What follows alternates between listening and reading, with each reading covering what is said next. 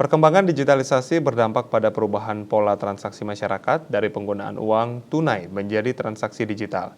Hal ini tercermin dari meningkatnya transaksi menggunakan Quick Response Code Indonesian Standard atau KRIS di Bali.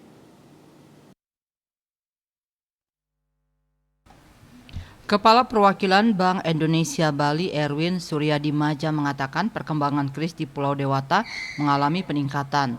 Terlihat dari sisi pengguna sampai dengan September 2023 tercatat mengalami peningkatan sebesar 92% YoY dari 474.362 pada September 2022 menjadi 912.777 pada September 2023.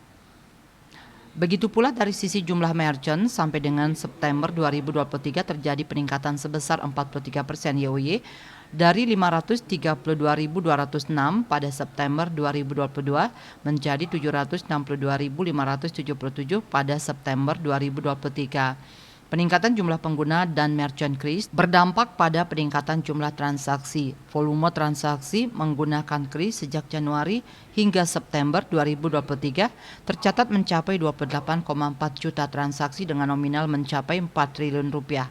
Itu membuktikan perkembangan KRIS semakin baik dari hari ke hari. Kehadiran KRIS memiliki peran strategis mengakselerasi ekosistem digital di Provinsi Bali.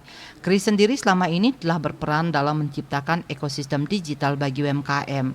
Cita Maya, Bali Post melaporkan.